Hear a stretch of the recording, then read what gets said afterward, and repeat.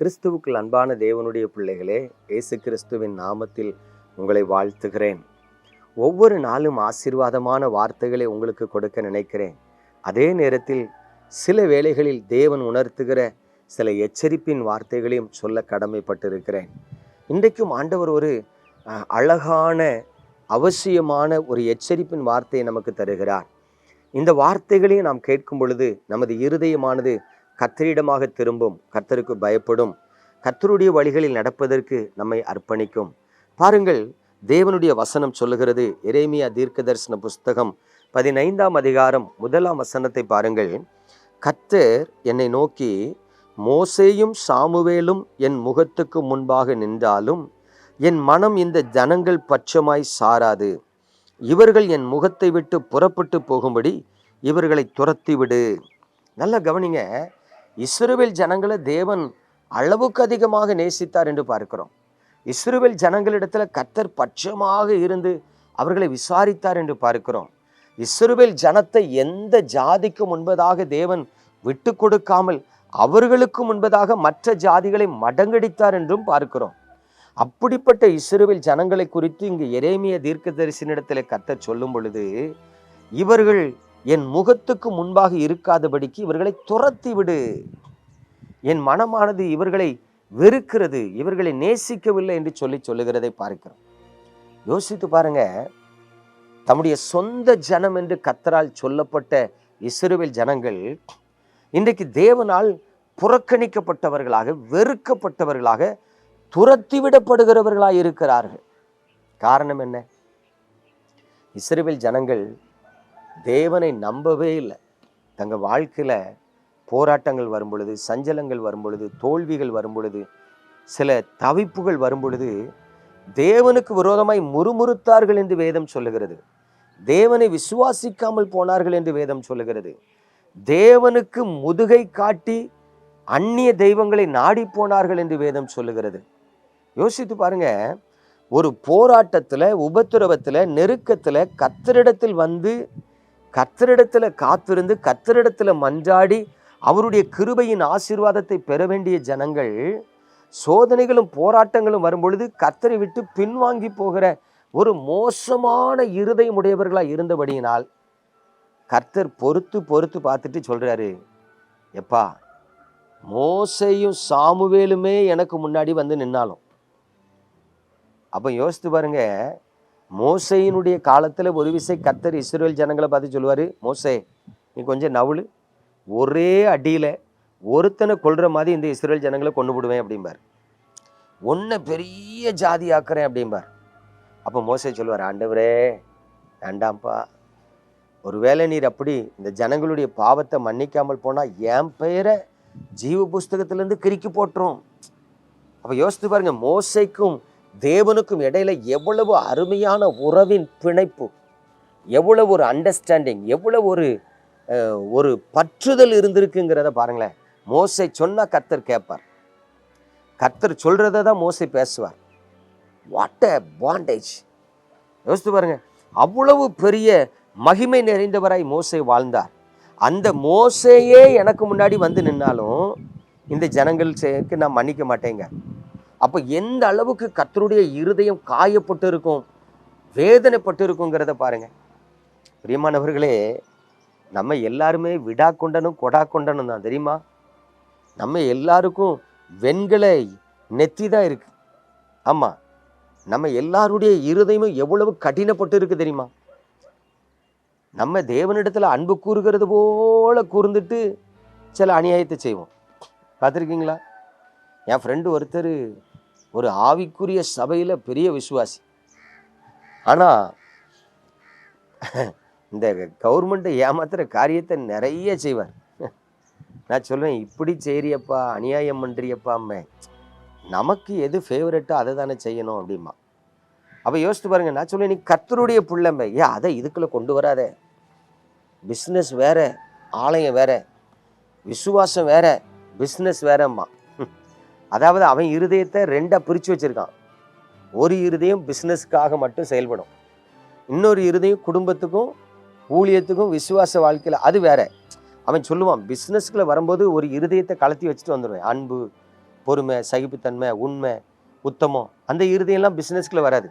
இங்கே நான் முதல் போட்டிருக்கேன், 5 ரூபா போட்டு அதை 50 ரூபாய் ஆக்கணும், அது மட்டும்தான் என் மண்டைக்குள்ள ஓடும். அடுத்தது பிஸ்னஸை விட்டுட்டு வீட்டுக்கு போயிட்டேன், சபைக்கு போயிட்டேன்னா அங்கே என் இருதயம் வேற, ஊழியங்களுக்கு கொடுக்கணும், ஏழைகளுக்கு கொடுக்கணும், குடும்பத்துக்கு அப்படி செய்யணும் இப்படி செய்யணும். அதனால நான் கேட்பேன், உனக்கு மட்டும் 2 இருதயமானே? யோசித்து பாருங்க, நிறைய பேர் அப்படிதான் வாழ்ந்துட்டு இருக்கிறாங்க. ஆனா அது தேவனால் அங்கீகரிக்கப்படாது. அப்படிப்பட்ட வாழ்க்கையில தேவன் பிரியப்பட மாட்டார். அதை நீங்க புரிஞ்சுக்கிடணும். அப்போ இன்றைக்கு கர்த்தருடைய பிள்ளைகளா இருந்து செய்தியை கேட்டுக்கொண்டு இருக்கிற தேவனுடைய பிள்ளைகளே, உங்க வாழ்க்கை எப்படி இருக்குங்கிறத யோசித்து பாருங்க. கடந்த நாட்கள்ல ஒரு தம்பி என்னை வந்து பார்க்குறார். ஊழியத்தில் என்னை நேசிக்கிற ஒரு தம்பி. அந்த தம்பிகிட்ட நான் பேசிகிட்டு இருக்கும்போது சொல்கிறேன், தம்பி, நம்ம ஊழியத்துக்கு ஒரு ப்ரொஜெக்டர் ஒன்று வாங்கணும்ப்பா.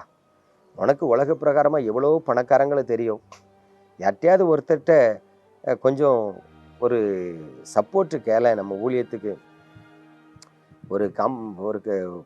ஒரு ப்ரொஜெக்டர் இருந்தால் நல்லா இருக்குமே அப்படின்னு. அப்போ அந்த தம்பி சொன்னான், அண்ணே, எந்த பணக்காரனும் செய்ய மாட்டானே, 10 ரூபா செலவழிச்சா நமக்கு 20 ரூபா லாபம் இருக்காங்கிறதுல தான் செயல்படுவாங்கன்னு. அதில் பார்த்தீங்கன்னா ஒரு குறிப்பிட்ட சபையில் இருக்கிற பல கோடீஸ்வரர்கள் அவருக்கு தெரியும். அப்போ நான் சொன்னேன், இவங்கெல்லாம் பெரிய பெரிய கோடீஸ்வரர்கள்ப்பா, அவங்கெல்லாம் உனக்கு ஒரு ஹெல்ப் பண்ண மாட்டாங்களா அப்படின்னு.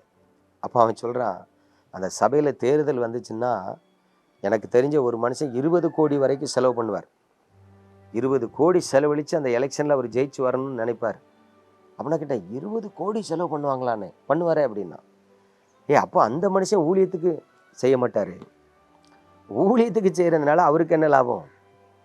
20 கோடி செலவழித்து அவருக்கு ஒரு போஸ்டிங் கிடைக்கும், ஒரு பதவி கிடைக்கும்லாம், அதுக்காக செய்வார். அப்போ யோசித்து பாருங்க, இன்னைக்கு மனிதர்கள் எல்லாருமே தேவனுக்கு எது பிரியம் என்று சொல்லி பார்த்து என்ன பண்ணலை, நடக்கலை. தேவனுடைய வழி எது என்பதை அறிந்து என்ன பண்ணலை, நடக்கலை. அநேக மனிதர்கள் கிறிஸ்தவர்களாக இருந்தாலும் கிறிஸ்துவுக்கும் அவர்களுக்கும் சம்பந்தமில்லாத வாழ்க்கை தான் வாழ்ந்துட்டு இருக்காங்க. இப்படி ஒரு வாழ்க்கை வாழ்ந்துட்டு அவர்களுக்கு ஒரு ஆபத்து உபத்திரம் வரும்போது ஊழியக்காரங்களை தேடி வந்து சபைக்கு ஓடி வந்து, ஐயா ஆண்டவர் எனக்கு இரக்கம் பாராட்ட ஜெபம் பண்ணுங்க ஐயான்னு ஜெபம் பண்ணா, ஆண்டவர் அவங்கள நேசிச்சால் ஒழிய அவங்களுக்கு இரக்கம் பாராட்ட மாட்டார். அதை தெரிஞ்சுக்கிடுங்க. அதைத்தான் இங்கே கர்த்தருடைய வசனம் சொல்லுது. என்னை நீ நம்பாமல் போனால், என்னை நீ விசுவாசிக்காமல் போனால், என் வழியில் நீ நடக்காமல் உன் இருதயத்தை கடினப்படுத்தி போனால், உனக்கு ஒரு ஆகடியம் வரும் பொழுது, உனக்கு ஒரு துன்பம் வரும் பொழுது, உனக்கு ஒரு நெருக்கம் வரும் பொழுது, உனக்கு ஒரு ஆபத்து வரும் பொழுது, நானும் உன்னை திரும்பி பார்க்க மாட்டேன். ஆண்டவருக்கு அப்படி ஒரு சுபாவம் இருக்கு. தயவு செய்து அதை மறந்துடாதீங்க. ஏன்னா எனக்கு தெரிஞ்ச என் நண்பன் ஒருக்கா சொன்னா, பாலன், இப்போ எனக்கு ஏசப்பாவை தேடி வர்றதுக்கு விருப்பமே கிடையாது. இப்போ இந்த உலகத்தை நல்லா அனுபவிக்கணும், ஜாலியாக இருக்கணும், இஷ்டம் போல வாழணும். சாவுறதுக்கு ஒரு 2 மாதத்துக்கு முன்னாடி ஏசப்பட்ட வந்து சரணடைஞ்சிடணும், அழுதுறணும், புலம்பிடணும், ஆண்டவரே என்னை மன்னியும், கழுவும், என்னை எடுத்துக்கொள்ளும். அப்படி இறக்கிறதுக்கு 2 மாதத்துக்கு முன்னாடி ஆண்டவர்கிட்ட வந்து ஒப்பு கொடுத்து அழுது பரிசுத்தவானாகி அவரால் ஏற்றுக்கொள்ளப்பட்டு நீதிமானாகி அப்படி பரலத்துக்கு வந்துடுவேன் நான். நான் சொன்னேன், 6 அறிவு இருக்கிற உனக்குள்ள மண்டைக்குள்ள இப்படிலாம் என்ன வரும்னா, உன்னை படைச்சவர் அவரு. நீ சாக்கடையில் கிடந்து பண்ணி மாதிரி உருண்டு பேண்டு இஷ்டம் போல நாரிட்டு கடைசியில் வந்து நின்று என்னை கூட்டிகிட்டு போகிறேன்னு சொன்னால் அவர் என்ன போக்கத்தவர் நினச்சிக்கிட்டியா?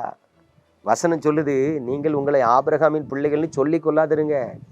ஆண்டவர் நினைச்ச அந்த கல்லுகளால் ஆபிரகாமுக்கு என்ன பண்ண முடியும்? பிள்ளைகளை உருவாக்க முடியும். நீ எதுக்கு ஆண்டவருக்கு தேவைன்னு கொஞ்சம் யோசித்து பாருங்க.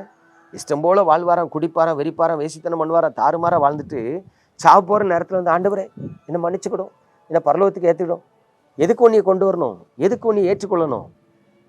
யோசித்து பாருங்க. ஆண்டவர் பயங்கரமாக எச்சரிக்கிறார். மோசையும் சாமுவேலும் என் முகத்துக்கு முன்னாடி நின்னா கூட இந்த ஜனத்துக்கு நான் இறங்க மாட்டேங்க. ஆகவே உங்களுடைய வாழ்க்கையில இப்படி ஒரு ஆபத்து வராதபடிக்கு உங்களை காத்து கொள்ளுங்க. நம்ம ஜெபம் பண்ணுவோமா? தகப்பனே, உங்க பரிசுத்த கரத்திலே எங்களை தாழ்த்துகிறோம், வெறுமையாக்குகிறோம். உமது முகத்தை எங்கள் மீது பிரகாசிக்க பண்ணும், கிருபையாயிரும். ஆண்டவரே, நாங்கள் அநேக வேளைகளில் உங்களுக்கு விரோதமாய் துரோகம் செய்கிறோம், பாவம் செய்கிறோம். இது தப்பு என்று தெரிந்தாலும் அந்த தப்பை செய்கிறவர்களாக இருக்கிறோம். ஆண்டவரே, எங்கள் இருதயத்தை நாங்கள் கடினப்படுத்துகிறோம். ஆனால் எங்களுக்கு கொடுக்கப்படுகிற சந்தர்ப்பத்தில் நாங்கள் சரியாய் மனம் திரும்பி குணப்பட்டு உம்முடைய நாமத்தை தொழுது கொள்ள எங்களுக்கு கிருபை தாரும்.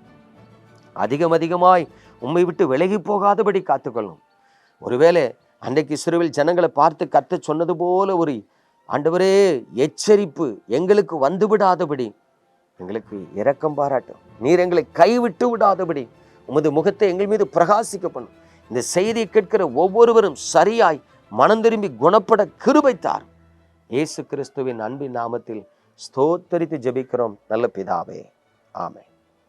பிரியமானவர்களே, ஒருவேளை நீங்கள் விரும்பினால் நமது ஊழியங்களுக்காக ஜெபிக்கலாம். உங்கள் உற்சாகமான காணிக்கையினால் இந்த ஊழியங்களுக்கு கொடுத்தும் தாங்கலாம். கர்த்தர் உங்களை ஆசீர்வதிப்பார். God bless you.